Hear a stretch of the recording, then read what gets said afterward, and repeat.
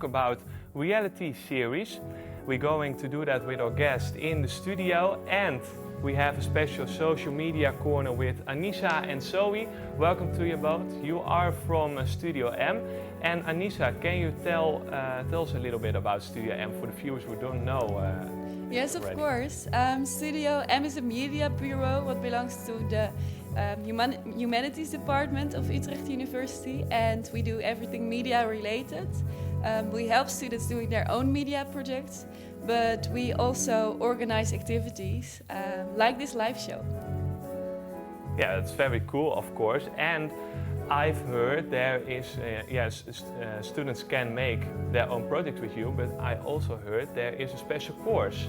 There is a special course because students can now become a reality TV star, and we actually followed some of the students that participated in the course, and we're going to have a look at how they're doing. After years of training, Peter became one of the greatest reality TV stars the world has ever known. This golden boy learned the skills to pay the bills. And now he wants to do something back for society. On the 11th of November, Peter, aka Mr. Maestro, will tell you all his secrets to become the next big star in his new program, How to Become a Reality Star.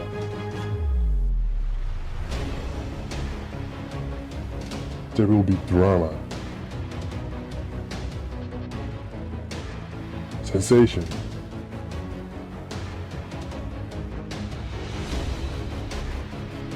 and of course, more drama.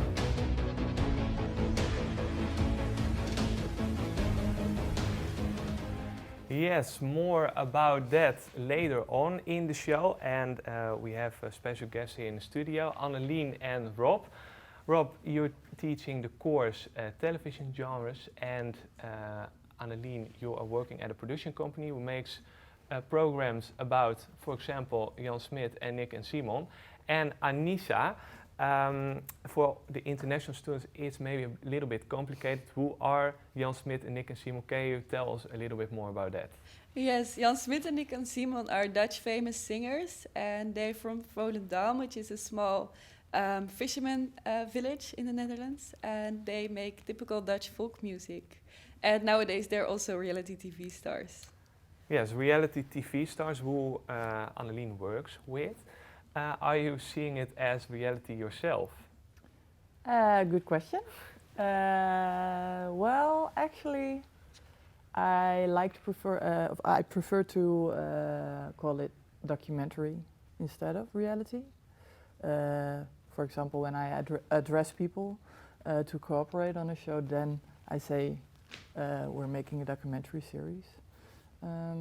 But actually, I'm not sure what I find the difference between the two and why I use it. So I'm very curious what Rob has to say about the difference between those two. Yeah, let's let's ask that to Rob. But first, you are familiar with this place here in Utrecht. I am, yeah. I studied film and televisiewetenschap, as they called it then. And I started as a student here in 1998. So, yeah.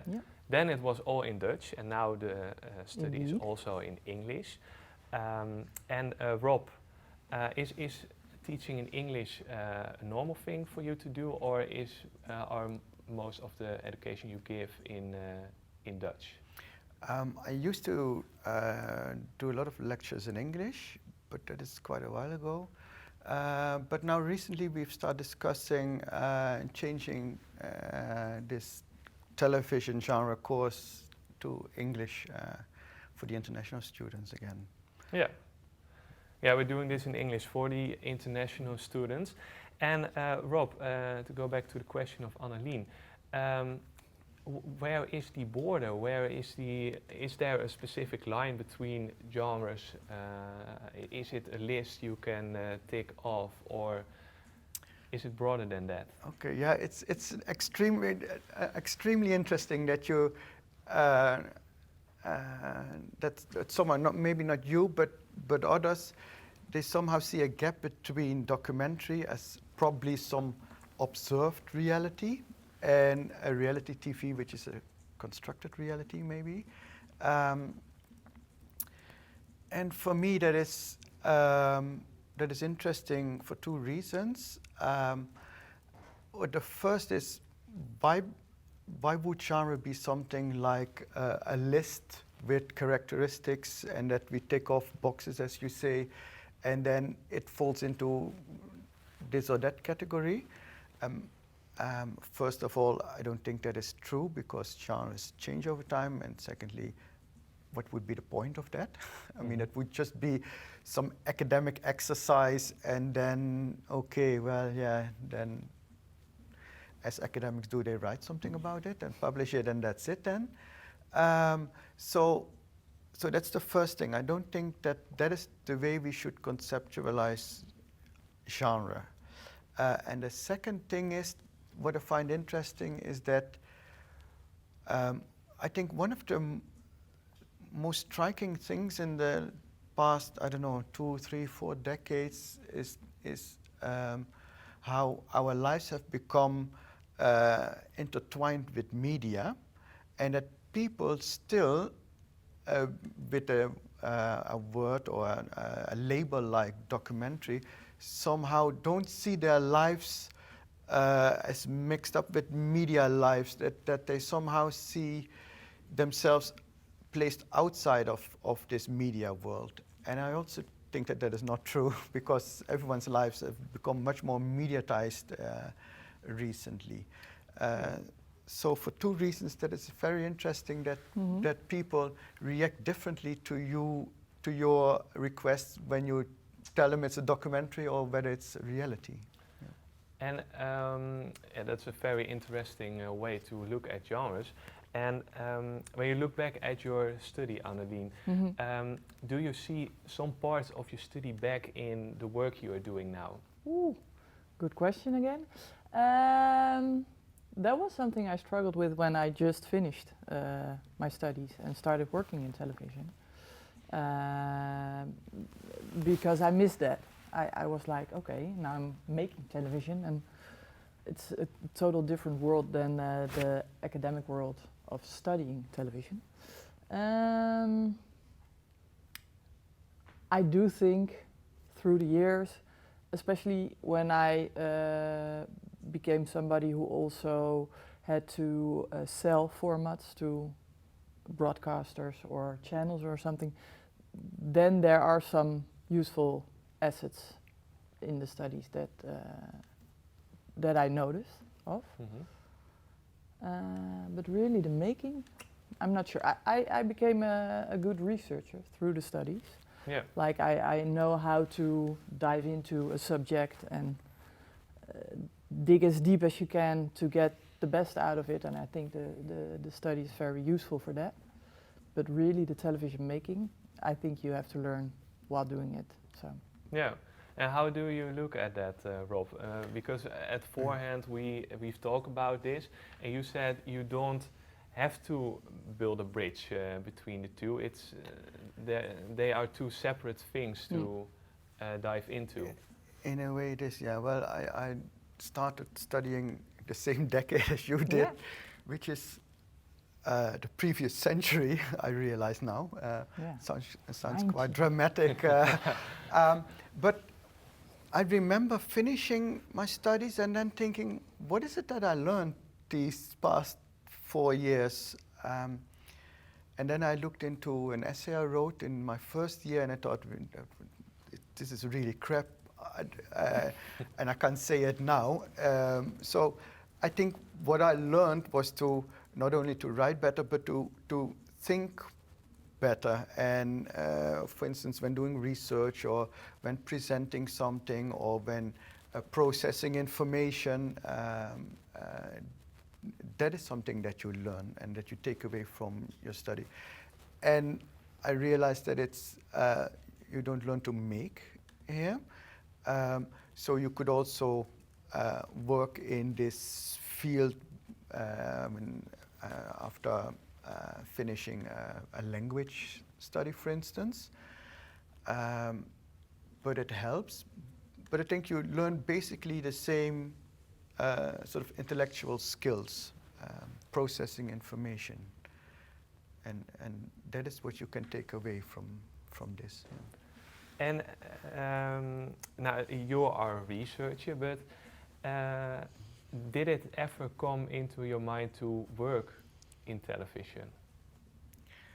Not in the television industry as such, but I've worked at a advertising agency before I did my PhD. Yeah.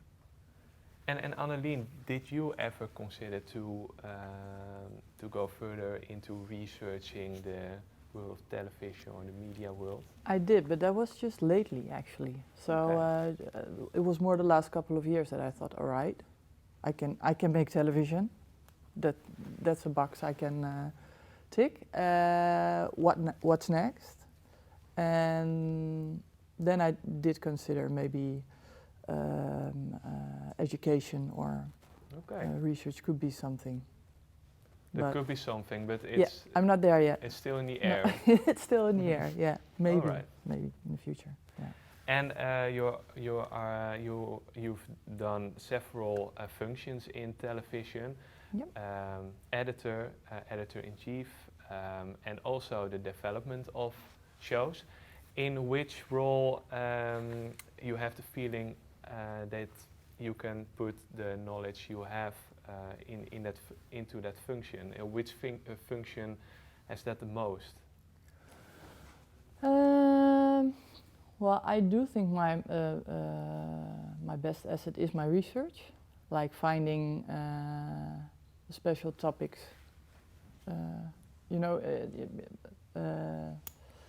but also in developing new formats. That's something that's useful. Mm-hmm. I think that's my answer to your question. Mm-hmm. All right. Let's go to Anissa. As I'm really curious how the course How to Become a Reality Star is following up, but you also have a fact for us. Yes, I do. Did you know that Big Brother is originally a Dutch television program, and the first episode aired in 1999, and after that it was taken over by over 50 countries, like Saudi Arabia, India, Israel, and much more. And fun fact is that next year there's coming a new season of Big Brother in the Netherlands, and they're still looking for reality TV stars. So maybe you could sign up for it, or maybe one of the participants in our course is going to. So let's take a look at how they're doing. Hello, my name is Mark. I'm from the south. I've heard a lot about this teacher, and I really want to become the next Dwayne Johnson reality TV star because I want pussy. Well, hello, my name's Dylan. I've actually done quite a few reality programs in the past, but it's obvious in the past, I mean, look at me, I look horrible, but so I kind of wanted to pick it up again. I'm Julia. I'm 16 years old. I'm locked in my room by my parents because they want me to do this lesson to become a reality star. I just love to read books. Well, I'm Tiffany and I'm 19 years old and I'm just made for this. Well, I know a lot already myself. Yeah, let's see. You then need to give the rose on a good way to your partner. Take the rose, then in your right hand, because I'm right-handed. If you're left-handed, you can do it with your left hand, of course. Put your shoulder in front of you, give the rose, and then you have to smile, because that's good for the views. Does this guy even know what he's talking about? Why would I need advice on how to give a rose?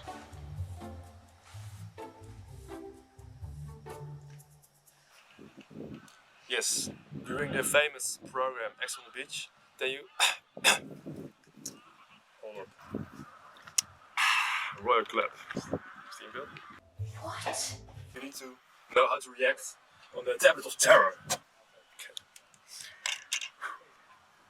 Nee, oh, kut tablet, goh, nee, altijd die tablet. Oh. No! Fuck. If you want to be part of the show X on the Beach, my favorite program, then you need to walk in a good way out to sea and then seduce the camera. I'm not doing it right now because I'm wearing really expensive shoes and they pay you a lot of money if you do a sponsorship with him, so got some money. That are instructions for when you want to participate in the Bachelor and X on the Beach. I don't think that are shows for you, or maybe you want to be a participant of those shows. Let me skip this one then. Yeah. But now you know how to give a rose. Yeah. That's the point, and how to react to the tablet of terror. And we're going to Zoe.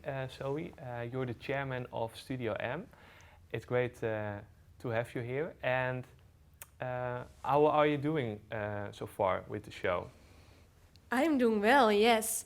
I am keeping track of the chat and all the social media, and we are keeping track of everything that's coming in, all the questions, all the remarks and everything. A lot of people are reacting, so that's good. That's a good sign. That's a good sign, yes. Thank you for everyone who's viewing, for participating, and letting us know how it goes and if you have questions. So maybe I could already let you know one of the questions of the viewers. Of course. I Yes. think you are ready for some audience questions. Yes.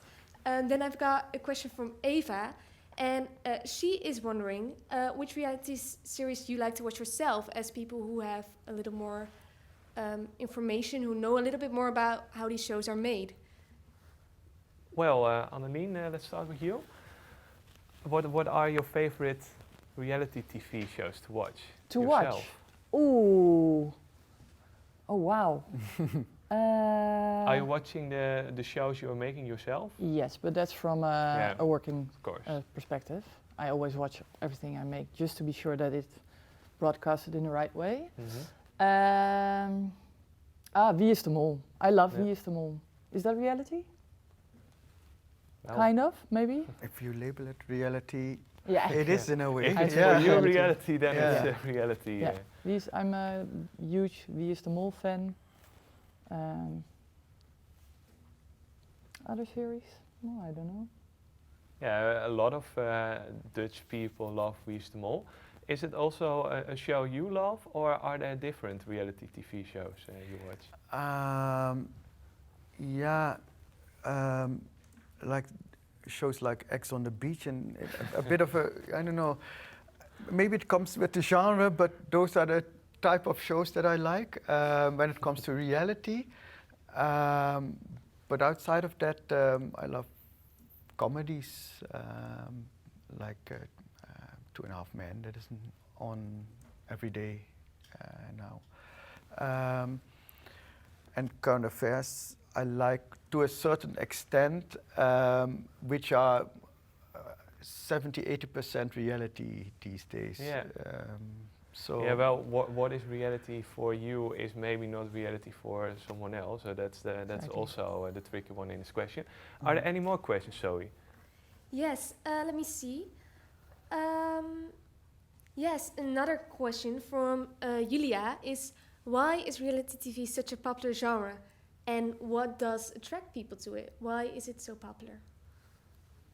Yeah, Rob, is it something you look at, like for example audience ratings or that kind of stuff that you could take into research about genres, or is that? You could, or you could also approach it from an historical perspective, for instance. I mean, reality became really big, not only with technological development, but also with sort of explosion of TV channels 20, 30 years ago. And all this airtime had to be filled with shows, and with all the competition, you have to make cheaper shows. Reality is a bit cheaper to make than, I don't know, Single Plays we had on Dutch television, which were sort of theater plays. So that could also be an approach into looking in why it is popular. But I also think it's popular because so many shows are labeled reality, and maybe now we're going to subgenres because reality has become a sort of a catch-all phrase or catch-all label that we have to, I don't know, look a bit more in detail into which type of shows are becoming popular and why are others not that popular anymore.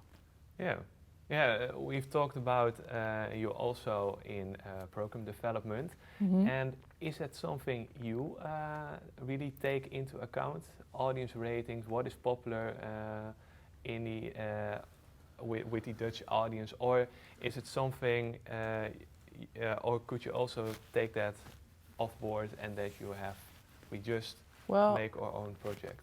Actually, for us as a maker, as a production company, most of the time the starting point is a question from a channel or a broadcaster that they are searching for something. So we don't have to make it up ourselves, like, ooh, let's see, what are you going to make this time? Most of the time they ask us, well, we need another reality show, documentary. And the thing is, the production company I work for, they do a lot of documentary/reality. So it makes sense that they ask us for that kind of shows, because you're familiar with the genre. So that's also a reason I think we make a lot of, we come up with a lot of programs that are still a bit in that genre. Yeah, and the shows you're making are also a bit of character-driven reality. Yeah. We've talked before the show about Jan Smit was in the show Gewoon Jan Smit, not really a star yet. No, in Germany he was, but not in the Netherlands. No, exactly, Yeah. and he became one, and then Nick and Simon are in that show, and then they are becoming famous. Is that a pattern you're mostly making in the shows, that put something famous in and something somebody who is not that famous? Yeah, that's a choice you make. You know, when I started in television with Jan Smit and Nick and Simon at the beginning of their careers, the real character-driven reality was a big thing. Like Frans Bauer was doing it, and well, he had a lot of that kind of shows, and they were like, okay, we can do that as well. Let's do it. But I think that evolved, and the reason why I still make programs with Nick, Simon, and Kees Tol, their friend, but not label it as reality, is because I think the things we make right now aren't that character-driven anymore. Yes, it's still a fact. They are the friends, the real friends that we film. But now it's not just about them, but they're always on a quest, on a journey. They always want to, they always have a goal. Like in The Dream, they wanted to explore musical cultures, and lately they've made a documentary about Simon and Garfunkel. It was about Simon and Garfunkel. It was not about Nick, Simon, and Kees. So I think there's a difference between character-driven reality and more it's a kind of blend between mostly documentary, a slight bit of reality. Yeah. Put it in a blender, just 2 minutes, and then you have this. Exactly. Yeah. But just to be clear, what you said about labeling it, it's not something that we are doing at the start of making a format. You know, it's more like, okay, what are we going to do for a fun thing with Nick, Simon, and Kees? And we not call it reality ourselves, but it's more like when you try to explain to somebody else what it is, then you are searching for a genre, a way to explain it. Yes. So maybe that's also because reality is a bit too broad. Yeah. So a bit too broad to take it as a starting point for developing formats. Exactly. Yeah, and Zoe, we have a lot of audience questions. Can you pick one more? I'm really curious. Is there some more left? Yeah, well, if I listen to what has just been said, I see a question right here which actually really suits what you were just saying. does reality TV have subgenres, or should it have subgenres to better categorize what you are talking about? Good question. It combines with what you've said at the beginning of the show about genres as a concept. How do you look at that? Should there be subgenre? Is that a must, or is it something you as a researcher could integrate into your research? Yeah, it's an interesting question because underneath this question is the very foundational question: is why do we label these programs as belonging to a certain genre? So what is the use of categorizing programs? If it's just an academic exercise, then couldn't be bothered that much. So I think we categorize programs and we talk about genres because we as sometimes as audiences, as researchers, as makers, as marketeers, as lawmakers, policy makers, we want to sort of grasp a broader idea of television programs, so not singling out any particular program, but we want to discuss something on a bit of a higher level, and we use these genre labels as a way of communicating with each other. If we discuss, for instance, reality now, what is reality and when is it reality and when is it current affairs or when is it journalism or documentary, that in itself is not interesting except for when it is used for something else. For instance, with a program like Project P we had before that was about bullying, that program came to court because someone didn't want to be recognized in legal stuff, and the judge finally ruled against that program because it was sort of seen as reality, so it was not. It did not have the same journalistic merits as other programs did, and therefore, so a sort of reasoning starts there after categorizing. So that is, I think, what makes genre labeling interesting, that we use this categorizing for something else. All right. Well, that's an interesting case for when it's all about the reception of these genres. Anisha, I think viewers are really curious about how to become a reality star, the part 3 of it. But first you still have another fact. Yes, the last fact. We've been already talking a little bit about subgenres in reality TV, and one very popular subgenre is the dating reality TV shows. And even though we can discuss in how far reality TV is actually real, there are still a lot of people that actually find real love through reality TV. And in the Netherlands this year, the first dates baby is born. But another show, Boer zoekt vrouw, which is the Dutch version of Farmer Wants a Wife, the UK version. But this Dutch show is already good for over 75 babies. That's a fun fact, but maybe our own reality TV stars are going to find some true love as well. Let's have a look at how they're doing. Be part by the great Dutch show Expedition Robinson. You need to know how to write the names of the members of the program. Choose the person with the shortest name. I'm choosing Bob because I only need to know 2 letters. Honey? Oh yes. Well, I'm doing this course. It's just so awful, and the teacher is like, ugh. I'm planning to post some pictures on Instagram. Yeah.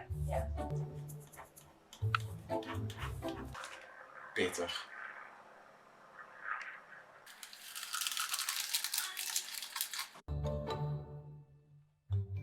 I have mixed feelings about this. I don't think he really knew what he was talking about, and all the sponsorships deals, you know. Anyway, okay, maybe I'm hating it a little bit because I do want to take this opportunity to thank my own sponsor, Bacardi. It's one of the best rums out there, maybe the only one. I don't even know, I only drink it. So I really like Peter, he's very handsome. The thing he did with the rose, just like pop, drop and lock it, I would give Peter 5 out of 5 stars because Peter, I love you. I'm so fucking lonely. My rating is 0. I learned nothing. My only advice to the teacher is shut up. All right, that's the course How to Become a Reality Star. Yeah, maybe you are a little bit wiser about becoming a reality star. We're almost done with the show, but last question, do you want to become a reality star? Nah, I don't think so. Me, not at all. No. My first ideas are going towards drama in your life and exaggeration and things like that. And no, thank you. All right. I want to thank Zoe for for coping with all the questions that are coming in, and thank you to our guests here in the studio. I hope you liked it to be part of a live reality show, kind of, because it's a kind of reality for ourselves to make a live show. And maybe we'll see you soon, and good luck with all the stuff you're making and the courses you give and research you're doing. And thank you to Anissa for the facts and the course How to Become a Reality Star. And thank you, Ivo, for being such a good host. Thank you. And thank you for watching this show. It was an adventure to be live again. It was, also a bit tricky to do it in English, but I hope you followed my English a little bit. Well, we'll see you next time because we will be live anytime soon. So please subscribe to the channel, follow Studio M, and I see you the next time. Goodbye.